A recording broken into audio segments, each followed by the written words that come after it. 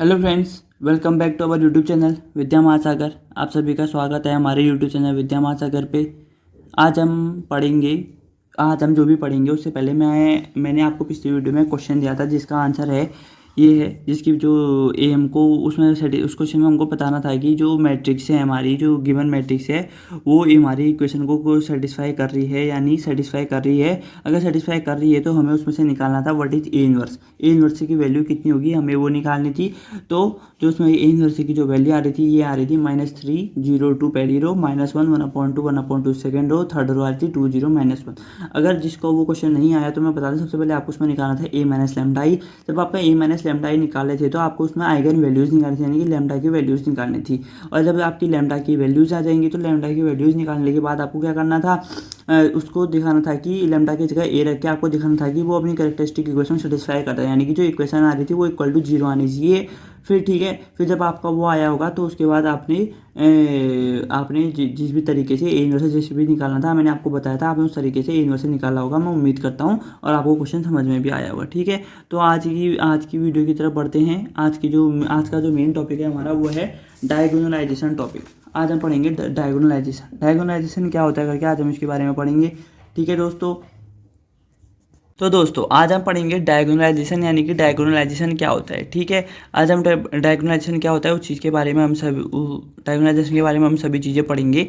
तो सबसे पहले मैं आपको बता दूं कि जो ये डायगोनलाइजेशन है ये आपका इस चैप्टर का, यानी कि आइगन वैल्यूज और आइगन वेक्टर्स जो है उसका ये लास्ट टॉपिक है। यानी कि इसके बाद ये चैप्टर हमारा कंप्लीट हो जाएगा। यानी कि इसके बाद अगर आपने जो भी वीडियो हमारी पहले नहीं देखी है तो आपको सारे देख लेना ताकि आपका रिवीजन हो जाए एग्जाम पॉइंट ऑफ व्यू से। सारे इंपॉर्टेंट टॉपिक्स हमने कवर कर लिए हैं।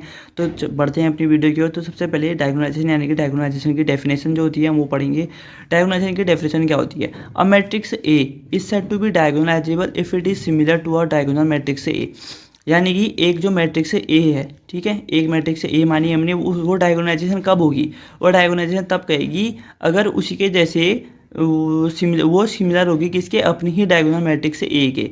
यानी कि एक और डायगोनल मैट्रिक्स से ए होगी यहाँ पर जो ए मैट्रिक्स से सिमिलर होगी। ठीक है, यानी कि matrix A is diagonalization if there exist n, और जो मैट्रिक्स ए होगी वो डायगोनलाइजेशन कब होगी? जब वहाँ पर एक इन्वर्टिबल मैट्रिक्स एग्जिस्ट करेगी, सच दैट एक इन्वर्टिबल मैट्रिक्स पी एग्जिस्ट करेगी। जो एक जैसे कोई मान लो ए मैट्रिक्स है, जब आपने उसको डायगोनलाइजेशन यानी कि जो भी चीज़ की वो आपको मैं आगे जाके क्वेश्चन में बताऊंगा ताकि हमारा पी निकल आए। तो उसके बाद अगर वहाँ पर एक इन्वर्टिबल मैट्रिक्स पी, यानी कि पी का इन्वर्स भी एक मैट्रिक्स है वहाँ पर लाई कर रही होगी, तो जब पी इन्वर्स ए इंटू पी करेंगे तो हमारा डायगोनल मैट्रिक्स निकल जाएगी। यानी कि तब हम कह देंगे जो मैट्रिक्स है वो डायगोनलाइजेबल है, यानी कि डायगोनलाइजेशन उस प्रोसेस को हम नाम दे देंगे। ठीक है, यानी कि पी इन्वर्स ए पी जब निकालेंगे तो हम कह देंगे वो एक डायगोनल मैट्रिक्स है। यहाँ पर डी क्या है?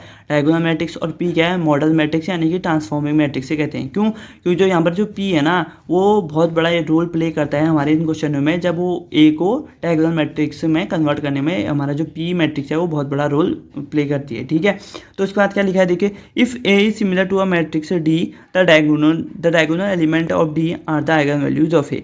यानी कि क्या है कि अगर ए जो है अपने डायगोनल मैट्रिक्स डी के साथ सिमिलर है तो जो उसका डायगोनल एलिमेंट्स होंगे डी के वो भी क्या होंगे? आइगन वैल्यूज होंगे ए की। ठीक है, आइगन वैल्यूज ऑफ ए। अब जो ये लाइन है ना इसको याद रखना है, यानी कि जो ए की जो आइगन वैल्यूज आएंगी, जैसे मान लो कि 1 2 3 आइगन वैल्यूज आई, ठीक है, तो वो कह रहे हैं कि जो डायगोनल मैट्रिक्स होगी ना, डायगोनल मैट्रिक्स आप सभी जानते हैं डायगोनल मैट्रिक्स वो होती है जिसमें सिर्फ डायगोनल एलिमेंट एग्जिस्ट करते हैं, बाकी एलिमेंट एग्जिस्ट नहीं करते हैं।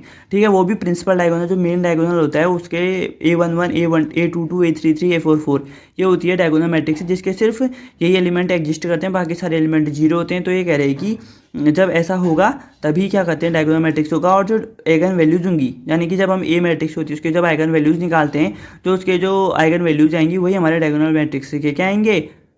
एलिमेंट आएंगे। ठीक है, अब ये क्या चीज़ है अभी आपको पता चलेगा। तो चलिए हम उस अपने क्वेश्चन को शुरू करते हैं। तो देखिए क्वेश्चन में क्या लिखा है, अ स्क्वायर मैट्रिक्स ए एक मैट्रिक्स है जिसकी पहली रो है 1 2 -2, सेकंड रो है 1 2 1 और थर्ड रो है -1 -1 0। ठीक है, तो ये एक मैट्रिक्स है, हमें इतना ही दिया है। फिर क्या निकालना है, देखो find the model matrix P. अब हमें जो ये मॉडल मैट्रिक्स है पी ये निकालनी है, under resulting diagonal matrix D, यानी कि जो हमें इसके पहले हम पी निकालेंगे, क्योंकि जब पी आएगी, देखो ना ऊपर बता रखा है हमने, देखो पी इनवर्स ए पी क्या होता है, वो डी होता है, यानी कि जब पी आएगा तभी उसके आगे डी आएगा, ठीक है। तो हमें वो चीज़ निकालनी, समझ गए सभी लोग। तो देखिए ए माइनस लैम्डा आई सॉल्यूशन शुरू करते हैं। देखो अब हम सबसे पहले हम निकालेंगे ए माइनस लैम्डा आई, यानी कि कैरेक्टरिस्टिक मैट्रिक्स से निकालेंगे। ए माइनस लैम्डा आई, ए मैट्रिक्स से लिख दिया माइनस लैम्डा और 1 0, और हमने क्या लिख दिया 1 0 0 1 लिख दिया, यानी कि हमारी क्या होती है, क्या होती है ये हमारी आइडेंटिटी मैट्रिक्स। अब आइडेंटिटी मैट्रिक्स से 3x3 क्यों लिखिए, ये सभी को पता है, ठीक है। ये हमने पिछली वीडियो में बहुत बार बात कर दी है, इसको हम कितना रखते हैं, तो इसको आपको पता होना होगा, मैं उम्मीद करता हूँ आपको पता होगा, ठीक है। तो देखो इसके बाद जब हमने लैम्डा को अंदर मल्टीप्लाई कर दिया तो हमारा इतना आया, फिर जब हमने इससे इसको माइनस किया तो हमारी मैट्रिक्स जो कैरेक्टरिस्टिक मैट्रिक्स आई वो इतनी है, ये हमारी कैरेक्टरिस्टिक मैट्रिक्स होती है, ठीक है। जब कैरेक्टरिस्टिक मैट्रिक्स आ गई हमारी, तो उसके बाद हमें क्या करना पड़ता है, कैरेक्टरिस्टिक मैट्रिक्स आ गई तो हमें उसका डिटर्मिनेंट निकालना पड़ता है, यानी कि A minus lambda equal to A one minus lambda, हमने इस तरीके से इसकी वो निकाली, यानी कि 1 माइनस लैम्डा याली रो और याली रो और याली कॉलम, याली रो और याली कॉलम कैंसिल आउट हो जाएगी। फिर 2 minus lambda into minus lambda minus 1 into 1, फिर ऐसे करके यहाँ पर सभी चीज़ लिखी है। फिर -2 हो जाएगा, 2 के यहाँ माइनस का साइन आएगा। फिर याला कॉलम और याली रो कैंसिल हो जाएगी, तो 1 into minus lambda 1 into minus 1, ठीक है, वही दिखा है देखो यहाँ पर, और -2 ये आएगा। फिर देखो क्या हो जाएगा, ये कैंसिल हो गया, तो इस 1 से ये -1 मल्टीप्लाई में होगा, 2 माइनस से ये मल्टीप्लाई में होगा, ठीक है।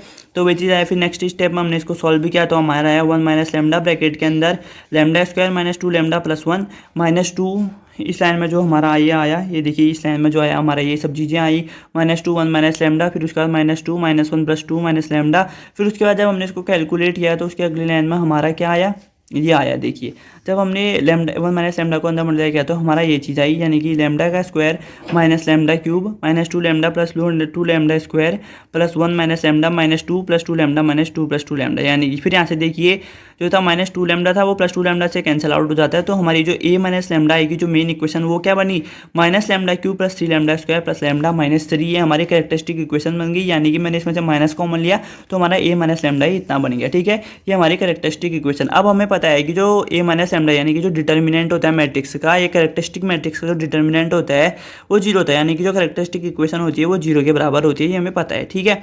We know. फिर उसके बाद क्या है, A minus lambda equal to 0 है, तो ए माइनस लैम्डा की इक्वेशन वैल्यू हमें पता है, तो हमने क्या किया, ए माइनस लैम्डा के ऊपर से वैल्यू रख दी, तो lambda cube minus 3 lambda square minus lambda plus 3 हो गया, यानी कि जो माइनस था मैंने आपको एक लाइन स्किप करके बताया, जो ऊपर माइनस वाली लाइन है ना, देखो माइनस ब्रैकेट के अंदर इतना है, तो जो माइनस होगा उस 0 के साथ जाके -0 0 ही होता है, क्योंकि 0 का साइन माइनस या प्लस में कुछ नहीं हो जाता, तो ये क्या हो जाएगा, lambda cube minus 3 lambda square minus lambda plus 3 equal to 0 हो जाएगा, ठीक है। यानी कि अब हमने मान लिया कि लैम्डा इक्वल टू 1 इसका एक रूट है, क्यों, अब देखो लैम्डा की जगह अगर आप 1 रखेंगे, लैम्डा की जगह 1 रखेंगे तो क्या, देखो मैंने वहाँ पर सॉल्व भी कर रखा है, यहाँ पर लेफ्ट इस साइड पे सॉल्व भी कर रखा है, देखिए 1, फिर जो इस इक्वेशन थी ना, इस इक्वेशन से ही मैंने यहाँ पर इसकी सारी वैल्यूएं, लैम्डा की जगह 1 रखा, लैम्डा की जगह देखिए 1 रखा, तो 1 का क्यूब हो जाएगा -3 इंटू 1 का स्क्वायर -1 प्लस 3, यानी कि 1 का क्यूब कितना का 1 -3 इंटू 1 का स्क्वायर -3 -1 प्लस 3, ठीक है, यानी कि 1 प्लस 3 कितना होता है 4, और -3 -1 में भी 4 होता है, तो 4 -4 इक्वल टू कितना हो जाएगा 0 हो जाएगा, ठीक है। फिर हमें ये बताया, तो हमें ये क्या होता है आप सभी को बताइए, सिंथेटिक डिवीजन होता है, तो सिंथेटिक डिवीजन मेथड यूज करके हमने ऐसा किया, ठीक है। अब ये सिंथेटिक डिवीजन सभी को यूज करनी है, क्योंकि सिंथेटिक डिवीजन ने मेथड इसमें यूज कर दी, तो ये जो मैट्रिक्स आएंगे ये हमारा lambda square -2 lambda -3 is equal to 0 हमारी इक्वेशन बनी, ठीक है। फिर जब इक्वेशन बनी तो हमने इसको इस तरीके से सॉल्व भी किया, यानी कि लैम्डा प्लस 1 और लैम्डा -3 इक्वल टू 0 हमारे इसके क्या आ गए, रूट्स आ गए, यानी कि इसके आइगन वैल्यूज आ गई, तो लैम्डा इक्वल टू -1 3 आया। अब आइगन वैल्यूज के आ गए हमारे 1 -1 3, यही चीज़ हमारे ऊपर डेफिनेशन में पढ़ देते हैं। तो देखिए इसमें क्या लिखा था, ये देखो, if A is similar to a diagonal matrix D, देखो मैंने जो टॉप में आ रहा है आपके स्क्रीन के टॉप में आ रहा है, देखो if A is similar to a diagonal matrix D, the diagonal elements of D are the eigen values of A, यानी कि देखिए अब आपके यहाँ पर जो साइड में देखिए ये जो आपका आइगन वैल्यूज दिख रहे हैं ना 1 -1 3 जो आपके आइगन वैल्यूज दिख रहे हैं, यही चीज़ आपके डायगोनल मैट्रिक्स से क्या होंगे, एलिमेंट होंगे। ये कब पता चलेगा, जब हम डायगोनल मैट्रिक्स से निकालेंगे। तो सबसे पहले हम आगे को बढ़ते हैं, आगे को क्या करते हैं, सबसे पहले देखो जब हमारे पास आइगन वैल्यूज आ गए हैं तो हम सबसे पहले क्या निकालते हैं, आइगन वेक्टर्स, यानी कि देखो eigen vector for lambda equal to 1, यानी कि जब हम लैम्डा इक्वल टू 1 के लिए आइगन वेक्टर निकालेंगे तो क्या करेंगे, सबसे पहले देखो ए माइनस लैम्डा आई के हमने x1 से मल्टीप्लाई कर दिया इक्वल टू 0, जहाँ पर हमारा x1 जो है ना, x1 x2 x3, आप इसको x y z भी ले सकते हैं, आप कुछ भी ले सकते हैं। तो मैंने x1 x2 x3 ले लिया कन्वीनियंट के हिसाब से। अब इसको a1 a2 a3 लें, a b c लें, कोई भी वेरिएबल ले सकते हैं, ठीक है। तो a माइनस लेमडा है जो हमने पीछे निकाली थी वो चीज़ मैंने यहाँ पर लिख दी, जो हमारी कैरेक्टरिस्टिक मैट्रिक्स आई थी वो मैंने यहाँ पर लिख दी। फिर x1 यानी कि x1 x2 x3 equal to 0 था। फिर मैंने आपको आइगन वेक्टर्स निकालने बताए हुए हैं, ठीक है। तो देखो जब हमने इसको सॉल्व किया यानी कि लैम्डा 1 था, तो इसमें जो हमारी जो इक्वेशन आई ना, ये जो हमारी ये मैट्रिक्स है, हमने इसमें लैम्डा की जगह 1 रखा। तो जब हमने लैम्डा की जगह 1 रखा तो हमारी उसके बगल में मैट्रिक्स आ गई है, क्या ये देखिए उसके बगल में मैट्रिक्स आ गई। थोड़ा सा ये लाइट कम बाकी हो रही है तो थोड़ा सा ध्यान दीजिएगा इसमें, ठीक है। तो 0 2 -2 1 1 -1 और -1 -1 1 हो गया जो मैट्रिक्स आ रही है हमारी। फिर देखिए उसके बाद क्या आया x1 x2 x2 x3। फिर हमने क्या देखा, हमने देखा कि जो R2 है वो सारे 1 1 है और R3 जो है -1 -1 है। अगर हम R3 की रो में R2 को ऐड कर दें तो हमारा R3 वाली 0 हो जाएगी, यानी कि हमारा क्वेश्चन जो है थोड़ा सा सिंपल हो जाएगा, ठीक है। तो हमने क्या किया, R3 tense to R3 + R2। तो हमने ये हमारी जो नेक्स्ट मैट्रिक्स बनी है यहाँ पर देखो, जो हमारी नई मैट्रिक्स बनी है ना यहाँ पर, ये क्या बनी 0 1 0 2 1 0 -2 1 0 x1 x2 x3 equal to 0। यही चीज़ हमारी मैट्रिक्स बनी, यानी कि यहाँ से हम मैट्रिक्स को खोल देंगे, मैट्रिक्स को आपस में मल्टीप्लाई करके हमारा जो ये आएगा 2x2 - x3 equal to 0, x2 - x3 equal to 0 और x2 equal to x3 equal to 0। इस तरीके से आ गया हमारा, यानी कि जो x2 है ना वो x3 के बराबर आ गया। तो फिर अब हमारी जो दूसरी इक्वेशन बन रही थी दूसरी लाइन से क्या बनी, x1 + x2 + x3 equal to 0। तो ये यहाँ से ये बन रही थी हमारी इक्वेशन। तो यहाँ से हमारा x1 इक्वल टू -2x2 आया, ठीक है। तो देखिए इसके आगे को, ठीक है। तो देखिए यहाँ पर आपका x1 + x2 थे यानी कि जो हमारी दूसरी इक्वेशन थी यानी x1 इक्वल टू -2x2 आया, ठीक है। फिर जब हमारा हमने क्या लिया था ऊपर देखो x1 इक्वल टू क्या लिया ऊपर टॉप लेफ्ट टॉप राइट में देखिए अपने क्या लिखा है, x1 equal to x1 x2 x3 दिया गया है। तो यहाँ पर से हमने x1 equal to x1 x2 x3 लिया है, तो वही चीज़ हो गया। तो इक्वल टू क्या हो जाएगा, ये -2x2, यानी कि जो x2 की वैल्यू आई थी देखो हमारे यहाँ पर x1 की वैल्यू है -2x2, तो हमने यहाँ पर लिख दी -2x2, ठीक है। उसी तरीके से हमने बाकी हर जगह भी हमने इसकी क्या रख दी, वैल्यूज़ रख दी, ठीक है। हमने सभी जगह वैल्यूज़ रखी इसकी। फिर ठीक है देखो, फिर जो हमारा x2 था यानी कि जब हमने -2x2, ये देखो इसमें आ रहा है हमारा -2x2 फिर x2 फिर x2, यानी कि अगर हम x2 को 1 मान लें तो हमारा यहाँ से ये क्वेश्चन जो है इजी तरीके से सॉल्व हो जाएगा, ठीक है। समझ के सभी लोग। तो eigen vector for lambda equal to -1, फिर ये x1 जो हमारी जो वेक्टर था वो हमारा आइगन वेक्टर x1 आ गया। फिर वैसे ही सेम तरीके से हम आइगन वेक्टर x2 निकालेंगे। तो देखो हमने फॉर लैम्डा इक्वल टू -1 लिया, a minus lambda x2 equal to 0 है। तो ये जो x2 है मैंने उसके एलिमेंट भी x1 x2 x3 लिए हैं। आप चाहें तो y1 y2 y3 भी ले सकते हैं, कुछ भी ले सकते हैं, ऐसा नहीं है क्योंकि ऊपर लिया है तो हमने नहीं ले सकते। हमको एक कांस्टेंट मानना है, हमने इनकी वैल्यूज निकाल के हमें मैट्रिक्स निकालनी है तो हम इसको कर सकते हैं सॉल्व, ठीक है। तो वही चीज़ मैंने इसमें भी किया। हमको ये जो लैम्डा इक्वल टू -1 था ना, अभी ऊपर तो हम a माइनस लैम्डा आई लिख रहे थे, मैंने इसमें सीधे क्या कर दिया, माइनस कर दिया, क्योंकि हम वाला स्टेप हम हटा सकते हैं अपने मन से, इसमें कोई आपके मार्क्स नहीं कटेंगे, ठीक है। तो ये वाला स्टेप का एक मैंने माइनस कर दिया, तो a माइनस लैम्डा इतना आया, ठीक है। फिर जब a माइनस लैम्डा यानी कि जो लैम्डा है -1 तो उसको माइनस किया तो हमारी मैट्रिक्स से इतनी आई। फिर जब मैंने मैट्रिक्स से देखा तो ये मैट्रिक्स से इतनी आ रही, तो देखो ये 2x3, तो ये लास्ट वाली लाइन से 2x जो पहली इक्वेशन तो हमारी क्या बनेगी, देखो 2x1 + 2x2 - ये बनेगी, पहली इक्वेशन ये हमारी ये बनी। फिर दूसरी वाली जब ये सेकंड रो को हमने इस कॉलम से मिलाया गया तो सेकंड इक्वेशन ये बनी। जब थर्ड को हम करे, सेकंड ये बनी, जब हम थर्ड को करे थे तो देखो 2x2 + 2x3 इक्वल टू 0, यानी कि जब हमने इक्वल किया तो x1 इक्वल टू कितना आ रहा था हमारा -x3 आ रहा था, ठीक है। तो x2 जब हमारा -x3 आ गया तो हम इन 1 और 2 इक्वेशन में से किसी में भी x2 की वैल्यू रख दें -x3 या फिर x3 की वैल्यू -x2 रख दें तो हमारा x2 के टर्म में आ जाएगा। अगर देखिए आप करोगे कि यार सारे x2 के टर्म में क्यों निकाले, अगर आप चाहें तो इसको x2 को x3 के टर्म में भी निकाल सकते हैं सारे क्वेश्चन और x1 के टर्म में भी निकाल सकते हैं। आपको जिस हिसाब से जितना अच्छा लग रहा है क्वेश्चन करना, आप उस हिसाब से अपने क्वेश्चन को सॉल्व कर सकते हैं, ठीक है। तो मैंने x2 पे कन्वर्ट किया। फिर देखो हमारी जो मैट्रिक्स आई थी हमने जो मानी थी x2 आइगन वेक्टर माना था, x1 x2 x3 equal to -2x2 x2 x2 ऐसे करके माना था, वही चीज़ यानी कि x2 को 1 माना मैंने, x2 को 1 माना तो हमारी जो अगली जो आइगन वेक्टर थी, आइगन वेक्टर से जो हमारी x2 है वो हमारा यहाँ से आ गया, ठीक है। यानी कि हमारा x1 में आई वेक्टर आ गया और x2 वेक्टर भी आ गया। अब अभी सोचोगे कि क्यों निकालें, अभी आपको पता चलेगा कि हमें क्यों निकालें। और मैंने आपको जब मैं आइगन वेक्टर आपको समझा रहा था तब भी मैंने बताया था कि क्या कहते हैं आइगन वेक्टर निकालना बहुत इंपॉर्टेंट है, आपको ध्यान देना पड़ेगा, ठीक है। तो अब देखिए जब हम eigen vector for i3 for lambda equal to 3 निकालेंगे तो a minus lambda i x3 equal to 0 वही चीज़ होगा। तो x3 में भी इसमें मैंने सेम मान दिया, x1 x2 x3 माने, आप चाहे तो क्या मान सकते हैं z1 z2 z3, आपको जो कन्वीनियंट लग रहा है आप उस हिसाब से कुछ भी मान सकते हैं, ठीक है, क्योंकि वो कांस्टेंट टर्म है, ठीक है। तो फिर मैंने यहाँ पर फिर से क्या कर दिया, सिंपल से माइनस कर दिया और मैंने सीधे से मैट्रिक्स बना दी। तो x1 x2 इक्वल टू 0। फिर मैंने क्या किया, R1 जो है ना R1 को R1 प्लस 2 R2 यानी कि R1 में प्लस करके 1 को 2 से मल्टीप्लाई किया और इसमें ऐड कर दिया, यानी कि जो हमारी पहली रो थी वो 0 0 0 हो गई। यानी कि देखो और फिर क्या किया मैंने, फिर जो ये सेकंड रो थी ऐसे बन रही थी, जो मैंने -1 को इसमें प्लस करके देखा तो ये 0 बन रहा था। यानी कि वही चीज़ क्या किया मैंने, एक और ऑपरेशन लगा दिया, रो ऑपरेशन लगा दिया, यानी कि R2 tense to R2 plus R3 ये ऑपरेशन लगाया, जिसकी वजह से ये फटाफट से हमारा जो क्वेश्चन सॉल्यूशन था निकल रहा था। तो मैंने इसको ऑपरेशन लगाया और हमारा स्टेप से बन गया, ठीक है। यानी कि जब -2x2 प्लस -2x3 कर रहे थे इक्वल टू 0 आ रहा था, यानी कि x2 इक्वल टू x3 यानी कि x3 इक्वल टू -x2 हमारी इसकी वैल्यू आ रही थी, ठीक है। जब x3 की -x2 आ रही थी तो हमने एक अगली इक्वेशन बनाई -x1 -x2 -3x3, ये बनाई नहीं, हमारी क्वेश्चन में दी गई है, तो हमने उसी तरीके से इक्वेशन बनाई और x3 की जगह -x2 वैल्यू रखी, तो हमारा x1 इक्वल टू 2x2 आ गया, ठीक है।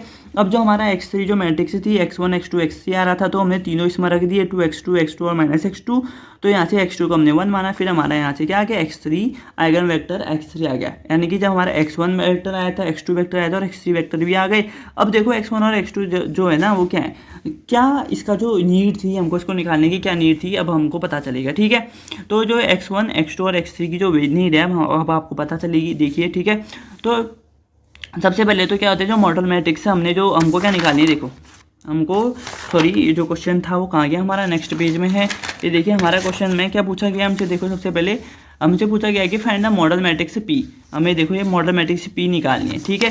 तो जब हम मॉडल मैट्रिक्स P निकालेंगे, जो ये तीनों निकाली ना हमने x1 x2 x3, यानी कि जो ये हमारे तीनों होते हैं ये मॉडल मैट्रिक्स P के एलिमेंट होते हैं। देखो ये P x1 x2 और x3, यानी कि जो x1 की जगह हमने जो x1 की वैल्यू आई थी वो रख दी, x2 की वैल्यू जो आई थी वो रख दी और x3 की वैल्यू 2 1 -1 आई थी, यहाँ देखो अब भी ऊपर पे निकाली गई है, तो वही चीज़ मैंने यहाँ पर रख दी। यानी कि जो एक आंसर था हमारा आ गया, यानी कि जो मॉडल मैट्रिक्स P निकालनी थी वो हमारे यहाँ पर से आ गई। अब हमें क्या निकालना था, क्वेश्चन में पूछा गया था हमसे डायगोनल मैट्रिक्स से निकालो। अब जब हम डेफिनेशन पढ़ रहे थे हमने कहा था कि P बहुत इंपॉर्टेंट रोल निभाता है। अब जो P का अब A का जो रोल था अभी तक थोड़ा सा खत्म हो गया, अब P का जो मेन रोल है P यहाँ पर प्ले करेगा। हम यहाँ से जो हमको क्वेश्चन सॉल्व करना है P का है, ठीक है। अब सबसे पहले हमको P इनवर्स निकालना पड़ेगा, क्योंकि हमको पता है डायगोनल मैट्रिक्स निकालने के लिए क्या जरूरी है, P इनवर्स से AP, यानी कि P इनवर्स भी जरूरी है। P तो हमारे पास आ गया, अब भी देखो अब भी निकाल रखा है हमने P, देखिए ये P अब भी निकाल रखा है मॉडल मैट्रिक्स, और ये हमारे पास क्वेश्चन में गिवन है, ये देखो, और ए क्वेश्चन में गिवन है। तो जब P और A पता है तो हम P इनवर्स सब निकालेंगे, ठीक है। अब P इनवर्स कैसे निकालेंगे, देखो आपको पता है adjoint P upon mod determinant P करते हैं। अब ये P है इसका डिटर्मिनेंट मैंने यहाँ पर निकाल दिया, देखो ऊपर पे है, ये देखो जब पहली जो -2 एलिमेंट है ये पहली रो और पहली कॉलम कैंसिल हो जाएगी, तो 1 × -1 ये सभी चीज़ मैंने करी है, तो आप यहाँ पर से देख सकते हैं। तो ये 2 -1 -2 पर से आया, तो जब इसको सॉल्व किया तो -2 × 0, इसको सॉल्व किया तो 2 × -2, इसको सॉल्व किया तो 2 × -2, यानी कि 0 -4 -4 आया, यानी कि जो हमारा डिटर्मिनेंट P आया वो कितना आया, -8 आया, ठीक है। अब हमारा आधा काम तो हो गया, डिटर्मिनेंट निकालने का एक काम हो गया। अब हमें निकालना है एडजॉइंट P। अब एडजॉइंट P निकालने के लिए हमने क्लास 12th में एक मेथड पढ़ी थी मैट्रिक्स में, एलिमेंट जो मेथड होती थी एलिमेंट्री मेथड कहते थे उसको हम, ठीक है। तो उसमें क्या करते थे, सबसे पहले हम M11 यानी कि माइनर फैक्टर निकालते थे, फिर उसके को फैक्टर निकालते थे A11, ठीक है। अगर हम इतना करने बैठ गए तो हमारा बहुत क्वेश्चन लंबा खींच जाएगा। अब जो मैं आपको फर्क बता दूं क्या आता था, माइनर फैक्टर में क्या आता था, जो ये plus minus plus minus plus minus plus minus plus जो वाले जो ये साइन लगते थे ना, वो माइनर फैक्टर में नहीं लगते थे, हम इसको को फैक्टर में निकालते थे। तो मैंने क्या कर दिया, को फैक्टर में आपको समझाने के लिए plus minus plus minus plus minus plus minus plus ये लग गया। अब आप पूछेंगे कि ये क्यों लिखा, जब भी हम डिटर्मिनेंट को खोलते हैं ना, जो पहला एलिमेंट होता है वो प्लस होता है, फिर माइनस, फिर प्लस, फिर प्लस माइनस, फिर प्लस, फिर माइनस, फिर प्लस माइनस प्लस, ऐसे करके ये सारे एलिमेंट होते हैं। तो उसी हिसाब से मैंने ये लगा रखे। यानी कि अब जब हम इसको सॉल्व करेंगे A11 को, यानी कि याली लाइन और याला रो जो है कैंसिल हो जाएगा, यानी कि 1 - 1 -1 होता है, -1 × -1 +1 0 होता है। वैसे ही करके हमने सभी को निकाला, A11 निकाला, A12 निकाला, A13 निकाला, A21 A22 A23 A31 A32 A33 ये सभी चीज़ें निकाली। यानी कि प्लस 0 का आता है 0, माइनस × -2 ये 2 हो जाएगा, वो प्लस × -2 वो -2 हो जाएगा, ठीक है। ये -4 हो जाएगा, ये 0 हो जाएगा, ये -4 ही है, और ये प्लस × -4 आएंगे -4, माइनस × -4 आएंगे 4 हो जाएगा ये, और A33 हमारा कितना हो जाएगा 0। यहाँ से हमारा क्या आ गया, ये हमारा क्या आ गया, ये सारे को फैक्टर आ गए। अब को फैक्टर जब निकल जाते हैं तो हम इसको एक मैट्रिक्स का नाम दे देते हैं, हमें फिर से उसको बोल दिया कि P, चलो हमने कह दिया कि जिसको अभी हम मैट्रिक्स से P मान लेते हैं, या तो आप इसके P के आगे लिख सकते हो, सिर्फ मैट्रिक्स से लिखना, तो हमारी मैट्रिक्स इतनी बनी, ठीक है। तो अब एडजॉइंट P क्या आता है, यानी कि जो मैट्रिक्स आए उसका जब हम ट्रांसपोज कर देते हैं, ट्रांसपोज बोले तो जब रो होती है वो कॉलम में बदल जाती है, और जो कॉलम होती है वो रो में बदल जाती है, वो हमारा ट्रांसपोज होता है। तो हमने जब उसको ट्रांसपोज किया तो हमारा एडजॉइंट P आ गया, ठीक है। जब हमारा एडजॉइंट P आया तो इस तरीके से हम इसको सॉल्व करेंगे हमारा, ठीक है। हमारा एडजॉइंट पी आया, तो पी इनवर्स क्या होता है हमारा adjoint P upon mod P, तो -1/8 0 2 -2 4 -4 0 -4 4 0। ये मैंने आपको कॉलम वाइज बताया, पहली कॉलम, दूसरी कॉलम, तीसरी कॉलम करके तीनों चीज़ बता दिए। अब हम क्या निकालेंगे, अब हम जो ये पी का जो रोल था ना, हमने पी निकाल दिया, पी क्या होता है पी मैट्रिक्स से पता है हमें, एडजॉइंट पी करके हमने पी इनवर्स भी निकाल दिया। तो अब हमारा जो पी का जो रोल था वहाँ पर अभी आधा जो रोल हुआ है वो खत्म हो गया है पी का, और ए का भी आधा रोल खत्म हो गया। अब इनका जो ये फिनिशिंग टच देंगे, मतलब हमारी जो ये क्वेश्चन है इसको फिनिशिंग टच देंगे। तो देखो जो डी है ना डायगोनल मैट्रिक्स, वो क्या होता है पी इनवर्स ए पी, हम सभी को पता है, ठीक है। यानी कि पी इनवर्स अब भी निकला हुआ है -1/8 ये लिख देंगे। ए हमें क्वेश्चन से पता है ये है, और पी जो हमें अभी थोड़ी देर पहले मॉडल मैट्रिक्स निकाले वहाँ से ये पता है, ठीक है। अब जब हम इन दोनों को मल्टीप्लाई करेंगे आपस में, अब मल्टीप्लाई करना सभी को आता है, यानी कि जो पहली रो है वो दूसरे कॉलम से, इसके लिए पहला ये बनता है एलिमेंट, फिर यही रो को सेकंड वाले कॉलम से, इस वाले कॉलम से मल्टीप्लाई करोगे तो आपका सेकंड एलिमेंट बनता है, फिर इस वाली रो को थर्ड वाले एलिमेंट इससे कॉलम से मल्टीप्लाई करोगे तो ये वाला एलिमेंट बनता है। वैसे ही इसको करोगे तो ये बनते हैं, वैसे करके तीनों बनते हैं। यानी कि इन दोनों को मल्टीप्लाई करके इतना आया, फिर जब इन दोनों ये ऐसे उतर जाएगा, ठीक है। फिर जब इन दोनों को मल्टीप्लाई किया तो हमारा कितना आया -1/8 -8 ब्रैकेट के अंदर इतना आया, ठीक है। ब्रैकेट के अंदर इतना आया, तो जब हमने ये -1 हुआ है 1/8, यानी कि जो 8 से इसको डिवाइड करेंगे तो ये कितना हो जाएगा -1, और 8 से वाली लाइन को मल्टीप्लाई करेंगे तो 0 1 0 आए देखो। फिर जब इस वाली को मल्टीप्लाई करेंगे तो 0 0 -3, ठीक है, 0 0 -3 आ गया। तो यानी कि अब क्या हो जाएगा, ये हमारी मैट्रिक्स है, -1 बाहर से, अंदर से -1 0 0 0 1 0 0 0 -3, ठीक है। अब हम जब माइनस को अंदर मल्टीप्लाई करेंगे तो 1 0 0 0 -1 0 0 0 3 हमारी जो क्या आ गई मैट्रिक्स आ गई, ठीक है। यहाँ से हम आपको समझ गए। अब डायगोनल मैट्रिक्स ये थी हमारी यही है, ठीक है। अब आप समझे होंगे। अब हमारी जो डेफिनेशन थी मैं आपको एक बार और समझाता हूँ। डायगोनल मैट्रिक्स की हमारी डेफिनेशन क्या थी। डायगोनल मैट्रिक्स कह रही थी कोई भी मैट्रिक्स ए डायगोनलाइजेबल कब होगी, जब उसमें कोई इन्वर्टिबल मैट्रिक्स पी एग्जिस्ट कर रही होगी, यानी कि P inverse A P equal to D होगा। अब हमने डायगोनल मैट्रिक्स से पी इनवर्स ए पी करके डी निकाल दिया, और हमने मॉडल मैट्रिक्स से पी भी निकाल दिया। ये आप सभी को आता है कि कैसे निकालते। अब इसमें कहा गया देखो, अगर a similar to diagonal matrix से डी है तो जो डायगोनल एलिमेंट्स होंगे वो आइगन वैल्यूज होंगे। अब सबसे पहले देखो आइगन वैल्यूज कितनी आ रही थी आपकी। देखो मैं आपको कम दिखा देता हूँ कि जो वो स्टेटमेंट थी वो क्या थी, ठीक है। एक बार रुक जाए, थोड़ा पेज को एडजस्ट कर लूँ ताकि आपको अच्छे से दिखे। तो देखिए अब देखो इसमें ये देखो आइगन वैल्यूज क्या आ रही थी 1 -1 3, और हमारे डायगोनल एलिमेंट्स कितने आ रहे हैं देखो 1 -1 3। ये जो बाहर का 1 है इसको हटा देना, क्योंकि 1 इंटू सभी करोगे वही आएगा। देखो जो हमारे डायगोनल मैट्रिक्स के जो डायगोनल एलिमेंट आ गए 1 का आया, फिर -1 3, यानी कि जो आइगन वैल्यूज आई वही आई। अगर आपको सिंपली अपना एग्जाम में क्वेश्चन चेक करना है कि आपको डाउट हो रहा है कि आपका जो क्वेश्चन है वो ठीक है कि नहीं है, अगर ठीक नहीं है ऐसे करके डाउट हो रहा है, तो आप सीधे से क्या कर सकते हैं, अपना ये कर लीजिए, क्या कहते हैं कि अगर आपके जो आइगन वैल्यूज हैं वो डायगोनल मैट्रिक्स के जो डायगोनल एलिमेंट्स हैं उसके बराबर आ रही है, तो आप कह सकते हैं, वहाँ से कह सकते हैं कि जो आपका क्वेश्चन है बिल्कुल सही है, और आप उसी क्वेश्चन को क्या कह सकते हैं, सही मान सकते हैं, और अब नेक्स्ट क्वेश्चन में बढ़ सकते हैं, ठीक है। और इसी को एक बार आप कर लेना। ये आपने वीडियो देखी क्वेश्चन, एक बार ये क्वेश्चन कर लिया है, एक बार खुद से ट्राई करने की कोशिश कीजिए, क्योंकि जब तक आप खुद से कोशिश नहीं करेंगे तब तक आपको ये क्वेश्चन नहीं आएगा, ठीक है। और इसके बाद एक और वीडियो आएगी जिसके बाद जो हमारा लीनियर अलजेब्रा पेपर 1 है वो हमारा कंप्लीट हो जाएगा, ठीक है। तो उस वीडियो को भी जरूर से देखिए, और हमारी वीडियो को खूब सारा प्यार दीजिए, और खूब सारा शेयर भी कीजिए अपने दोस्तों के साथ, ठीक है दोस्तों। अगर आपको वीडियो पसंद आ रही है तो प्लीज़ लाइक कीजिए, शेयर कीजिए अपने दोस्तों के साथ, कमेंट करके बताइए कि आपको कहाँ पर प्रॉब्लम आ रही है और आपको क्या चीज़ें इस वीडियो में सुधार चाहिए, आप हमें कमेंट करके बता सकते हैं। और चैनल को सब्सक्राइब जरूर कर लें ताकि आपके पास नोटिफिकेशन सबसे पहले आए। तो मिलते हैं आपसे नेक्स्ट वीडियो। तब तक के लिए 2 गज की दूरी, मास्क है जरूरी, मास्क पहने रहिए, भीड़ वाली जगहों पर ना जाइए, सोशल डिस्टेंसिंग बनाए रखिए, ठीक है। और अपना ध्यान रखिए, अपने घर वालों का ध्यान रखिए, आसपास साफ सफाई बनाए रखें। मिलते हैं नेक्स्ट वीडियो में, तब तक के लिए thanks for watching, take care. धन्यवाद आप सभी का। जय हिंद, जय भारत।